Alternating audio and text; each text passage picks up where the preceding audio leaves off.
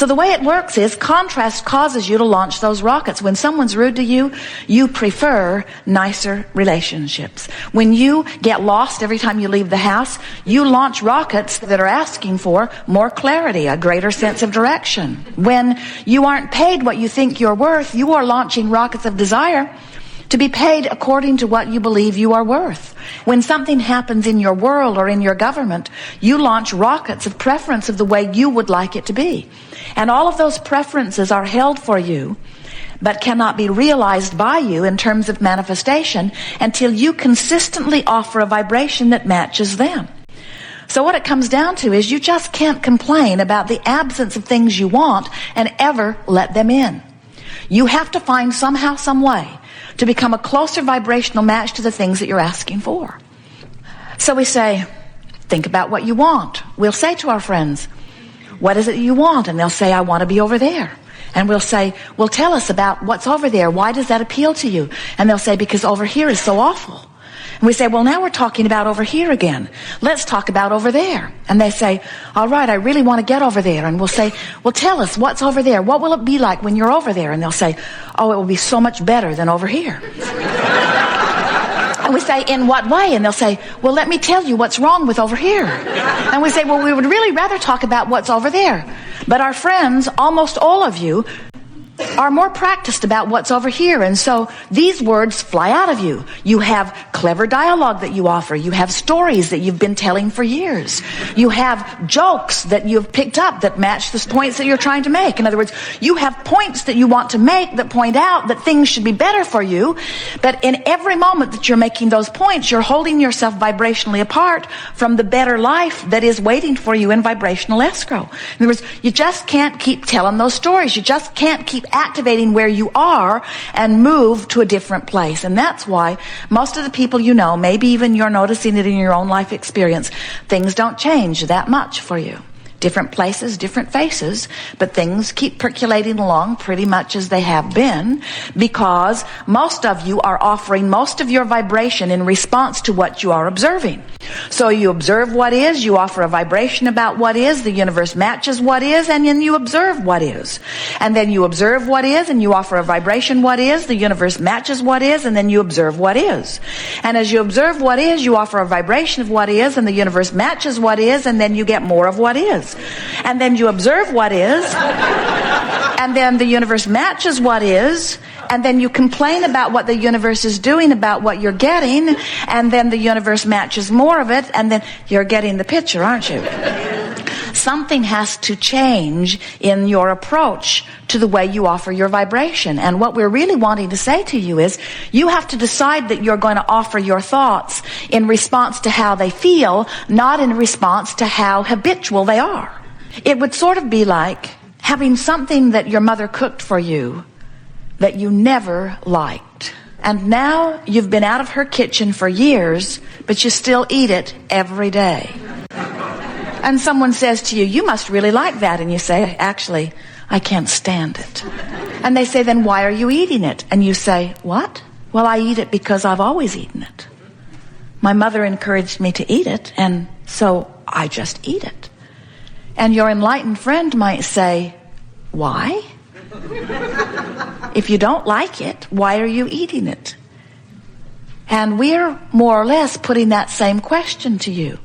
These thoughts that feel so uncomfortable about physical decline or about inappropriateness of yourself or someone else, these thoughts that feel so uncomfortable, why do you continue to focus upon them and beat yourself up with them?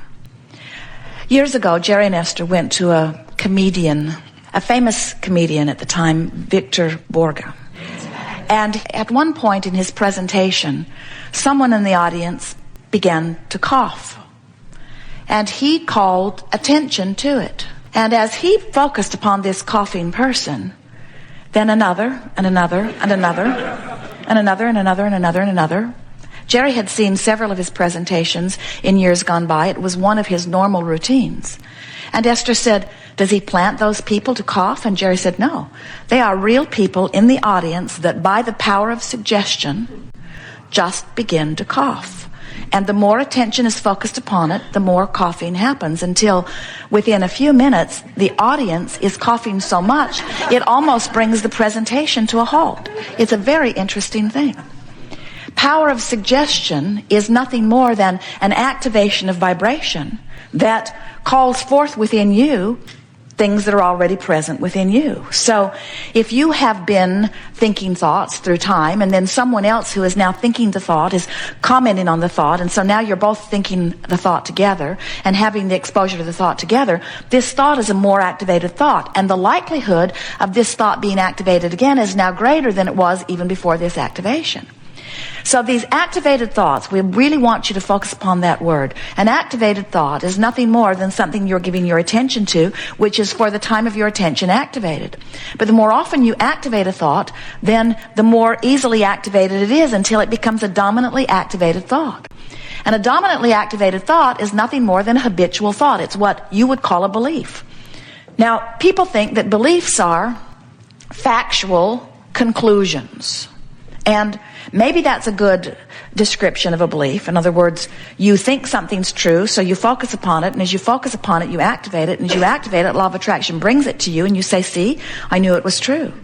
And we say, everything is truth that you give your attention to for very long, because you can't give your attention to anything for very long without activating it enough that it will manifest in your experience. And so saying, I'm giving my attention to this because it's true, seems a little silly to us. That's like saying someone else focused upon something they did not want long enough that they activated it long enough that it manifested in their experience, and because it is manifested in their experience by their attention to it, then I should give my attention to it long enough that it activates and manifests in my experience.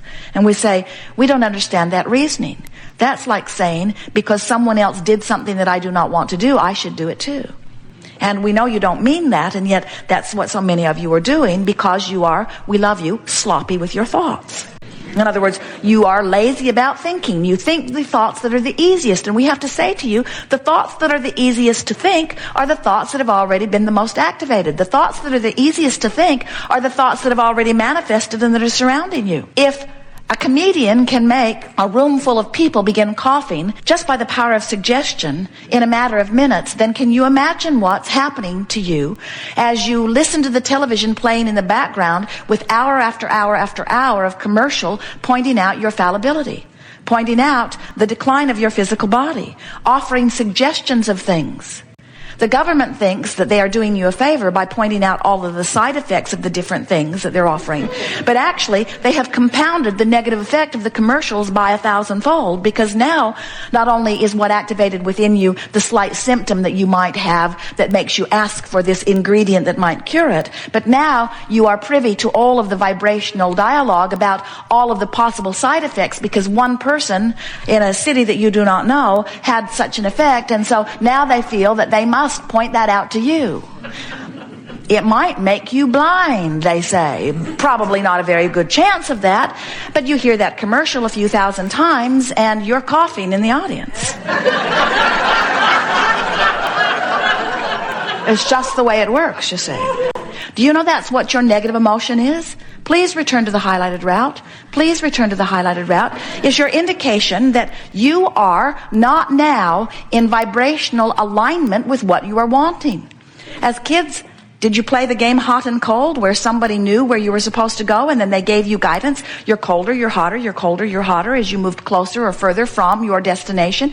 It's the same thing. Your guidance system is letting you know where you are, the vibrational relativity between where you say you want to be and what's waiting for you over there in vibrational escrow, and the thoughts that you are activating right now, which equal your point of attraction. You will never move towards something that you are vibrationally different from. So when you think about it, your vibrational escrow is full of all of the things that you've been thinking about. Some of them you want, some of them you don't want. And you can tell by the way you feel whether you're moving towards something that's going to feel good when it gets there, or whether you're moving towards something that doesn't feel so good when you get there. You know, you wake up, you're sort of ornery.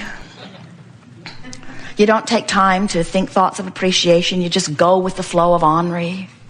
You were overwhelmed when you went to bed, and you feel a little overwhelmed when you wake up. And then in that vibration, one of your kids does something that is even compounding the irritation. And before you know it, you're announcing to yourself, this is going to be another one of those days. And we say, those are the kinds of days or moments that are moving you toward a manifestation that when it gets there, you're not going to like it. And when it gets there, you're going to say, if you've not been aware of your vibration, where did that come from? Just came out of the blue, you say. And we say, no, never. You were moving incrementally before it. Now, we will say to you, and this is really worth making note of, 99.99% of every creation is complete before you see physical evidence. So you're filling your future full of all kinds of things, but you can tell by the way you feel which of those things you're moving toward that are going to please you when you get there, and which of those things that you're moving toward that are not going to please you when you get there. So our encouragement to you is to make a decision today. We'll wait for you. It's all right. Just open it up. She's trying to be very quiet, but it's not possible with that paper, is it? No reason to feel uncomfortable. There is only love and slight annoyance here.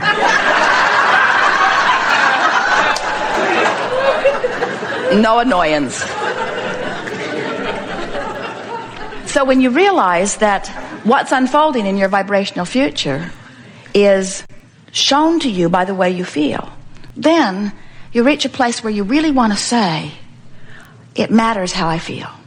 And when you make that decision that it matters how you feel, now you've activated your own personal guidance. Now you're never going to be lost in the desert again. You're never going to be disoriented again.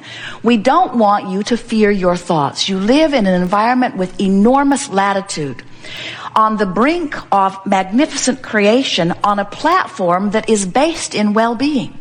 In other words, it's not even a 50-50 chance that things will go bad for you. It's almost a sure thing that things will go wonderful for you.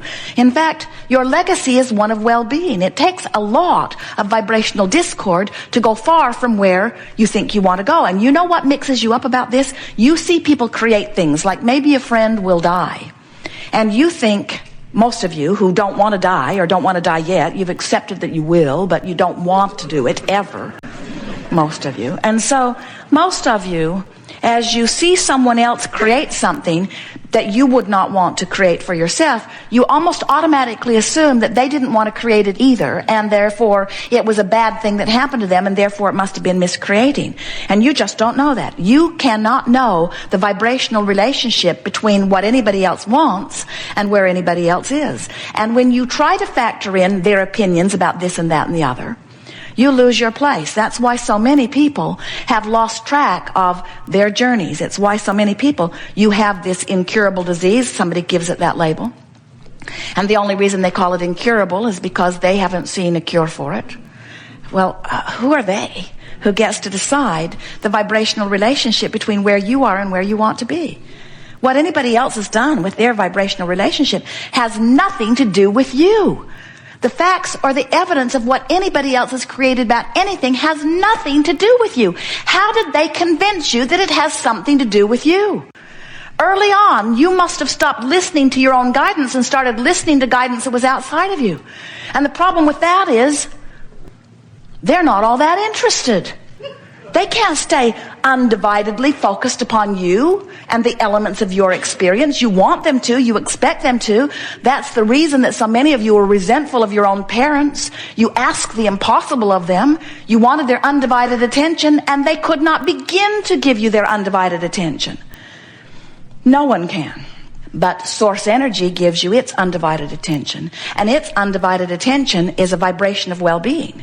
And when you deviate from the undivided attention of source energy into a thought of unworthiness, or into a thought of not enoughness, or into a thought of inferiority or insecurity, those emotions that feel so awful to you are your evidence that you have deviated from the undivided thought of source energy. Source energy loves you no matter what, you see. Source energy expects good things for you no matter what. And when you focus other than that and beat the drum of something long enough that you activate a vibration within you where you don't let the well-being in that you want and deserve, then you vibrationally deviate from your source. But your source never forsakes you. Your source, it never lets go of you. Your source never stops focusing upon you. But sometimes you get out of range.